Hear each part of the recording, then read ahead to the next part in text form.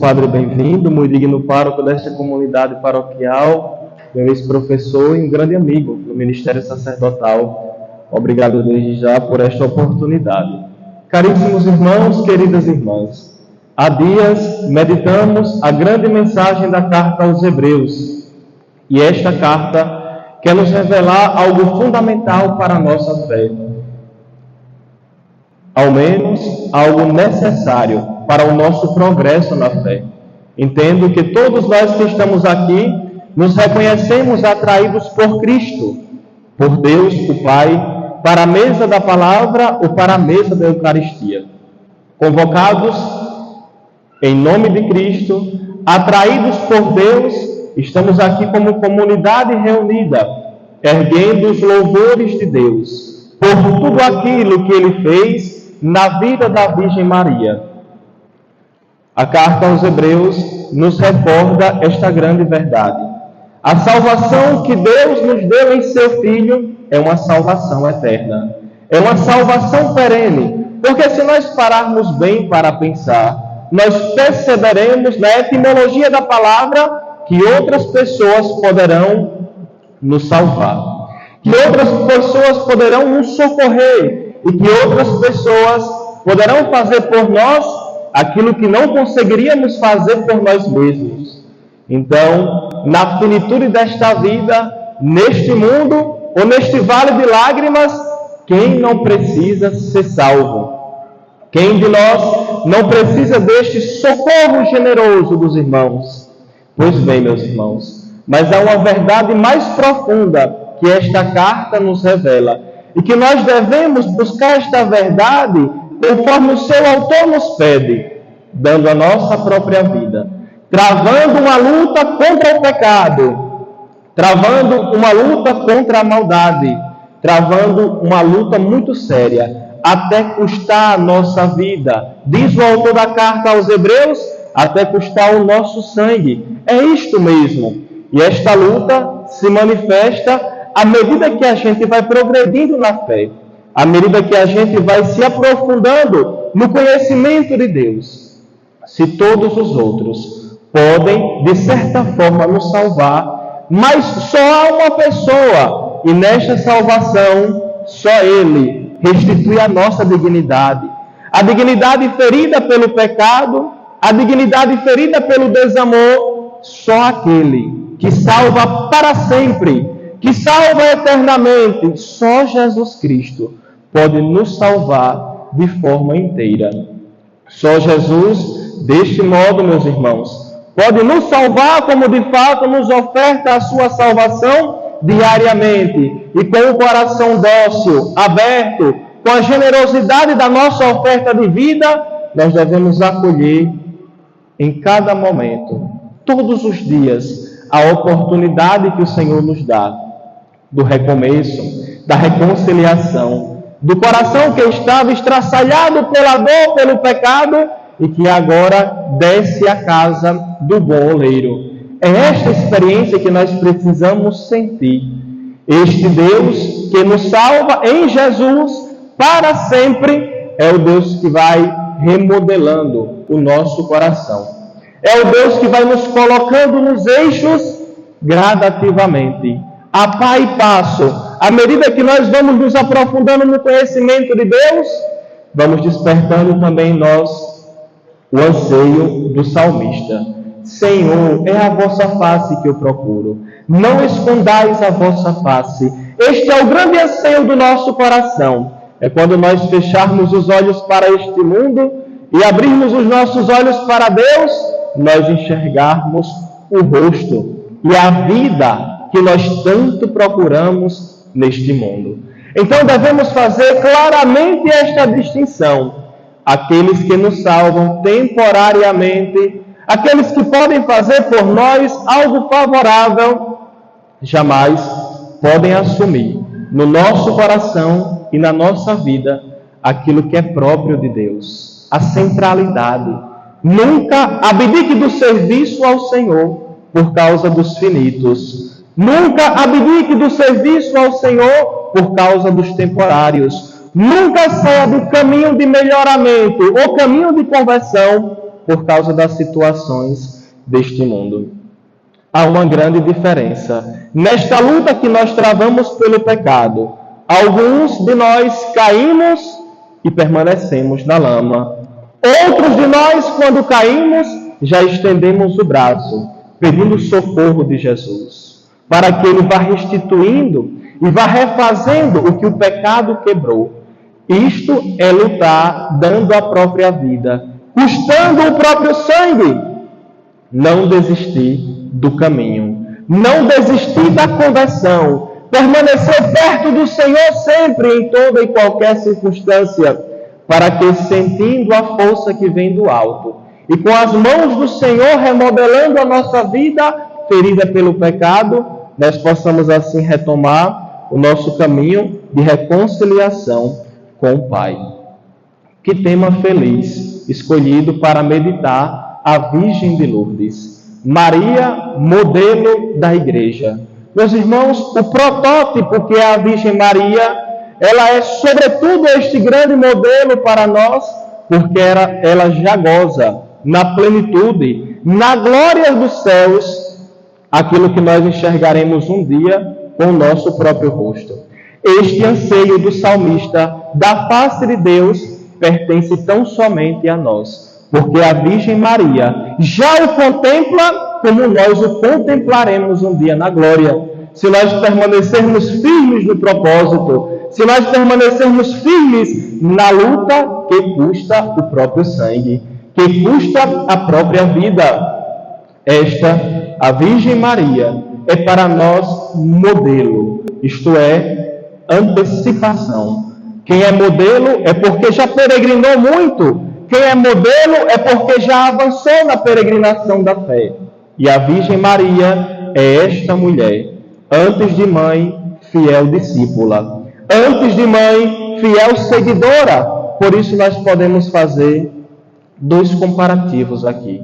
Guardem no coração. O primeiro deles, eu vou relacionar a Virgem Maria com a tenda. Na verdade, meus irmãos, a tenda é a morada de Deus entre os homens.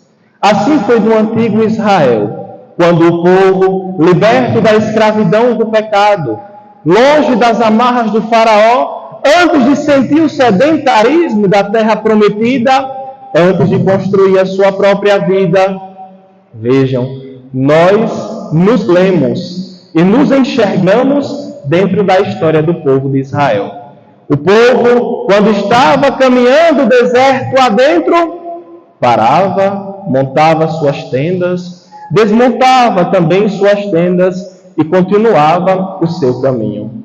Meus irmãos, mas o povo cansou, o povo sofreu muito no Egito, o povo estava sofrendo na travessia, e assim também acontece conosco. Quando nós somos libertados de algum mal, quando nós sentimos a força do alto que nos habita, que é o Espírito Santo agindo em nós, e detalhe, é preciso dar liberdade ao Espírito, porque o Espírito Santo que nós recebemos como dom no dia do nosso batismo, este Espírito pode estar em nós, aprisionado ou livre.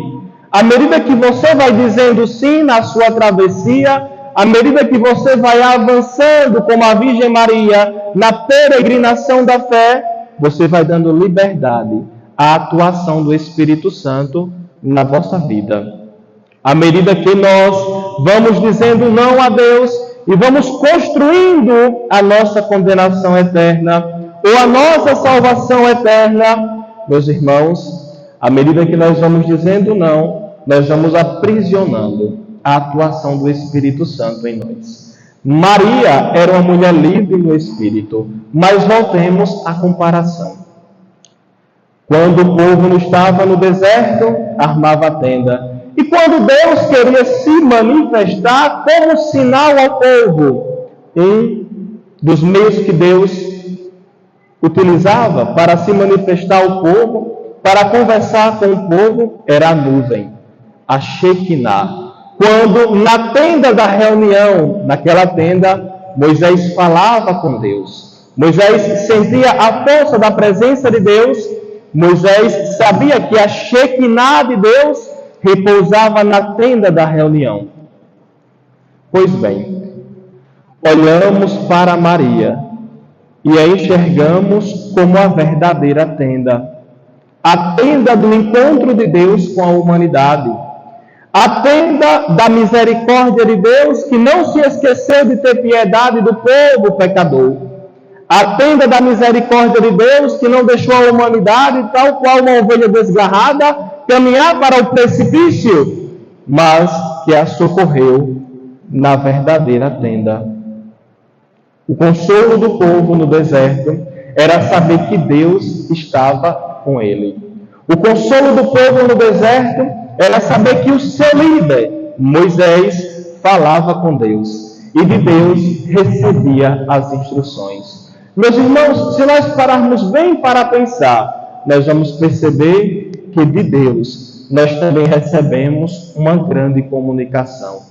Se Moisés se sentia feliz, se regozijava por causa da glória do Senhor que repousava na tenda do encontro, quanto mais nós, ao olharmos para a Virgem de Lourdes, devemos entender que a glória de Deus a encheu, que a glória de Deus repousa sobre ela e que por isto também ela é modelo para nós. Porque todos nós, cristãos, cristãs, devemos estar imbuídos da glória de Deus para portarmos o Salvador. Estar imbuído da glória de Deus também pode ser entendido como estar repleto do Espírito Santo. Simeão, que estava no templo, movido pelo Espírito, escutou.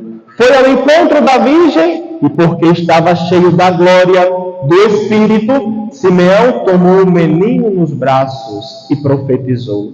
E consumou a sua vida.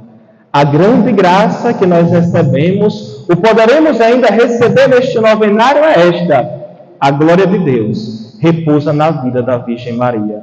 E aqui está a tenda que jamais será desmontada, a tenda que jamais será quebrada, porque nela não há mácula, porque nela não há mancha, nela não há pecado, nela não há inclinação como há em nós. Por isso, devemos sim, meus irmãos, buscar o aconchego da tenda que é Maria. É uma necessidade para nós, enquanto peregrinamos aqui neste vale de lágrimas, acolhermos e nos encontrarmos na tenda do encontro entre Deus e a humanidade. A Virgem Maria, sinta o afago da tenda. Na travessia, nós não suportamos as dores sozinhos. Na travessia, nós sentimos a sede. Na travessia, nós sentimos o calor. Mas quando nós nos abrigamos na tenda do encontro de Deus com a humanidade, nós sentimos o refrigério na nossa alma. Nunca abandone esta tenda. Nunca deixe de se abrigar no colo da Virgem Maria, porque assim nós sentiremos a força da Shekinah de Deus, da glória de Deus. Assim como a Virgem, nós também devemos, meus irmãos, estar imbuídos, impelidos, repletos ou enxertados desta glória de Deus. O segundo elemento é a fenda. Certa vez, o mesmo Moisés, na travessia do deserto, em contato com Deus, ou antes mesmo de atravessar o deserto, Moisés tinha um anseio em seu coração. E este também é o anseio do salmista. Vejam como Deus é providencial e vai colocando tudo em seu devido lugar. A face de Deus. Senhor, é vossa face que eu procuro. E a sede de Moisés era esta, que também é a nossa sede, de um dia encontrarmos o rosto de Deus, porque o nosso coração anela por outro coração. O nosso rosto anela, deseja, busca outro rosto. E assim nós sentiremos de fato um verdadeiro consolo. Mas o consolo verdadeiro, o consolo pleno, a salvação eterna, só na glória, com o Senhor e com a Virgem Maria. E Moisés queria a todo custo enxergar a face de Deus. E insistia. E Deus disse: tá bom, Moisés, você não verá o meu rosto, mas você vai sentir a minha glória. Você vai sentir o meu poder. Você vai sentir quando eu passar. eu vou te esconder na fenda da rocha, no espaço da rocha. E lá você ficará escondido, sentindo a minha glória, esperando a minha passagem. Percebem que Maria é tenda para nós, abrigo, aconchego, refrigério na alma, mas é também a fenda da rocha. Quando nós nos abrigamos na fenda da rocha, quando nós olhamos, por exemplo, para a Virgem Maria com o seu coração, profecia de Simeão, o seu coração transpassado pela lança, também o coração da Virgem Maria se tornou para nós fenda da rocha. Também o coração de Maria se tornou para nós escondimento espiritual, para nós sentirmos a glória do Senhor. Quem de nós não quer estar dentro do coração de Maria? Este mesmo coração perfurado pela lança, a lança das atrocidades que foram cometidas contra o seu Filho e nosso Deus. Este mesmo coração ferido, mas silencioso, e assim a dor de Maria forjou a sua alma, alma de rochedo, uma mulher intrépida e corajosa, e que hoje nós olhamos para ela e queremos estar nesta fenda, nesta tenda e nesta fenda devemos estar escondidos, maravilhados, porque o Senhor não se esqueceu da nossa humanidade. Olhamos para a Virgem Maria, invocada aqui nesta paróquia com o título de Nossa Senhora de Lourdes, e nos colocamos com todas as nossas dificuldades, com todos os nossos dissabores e com todas as nossas enfermidades espirituais e corporais.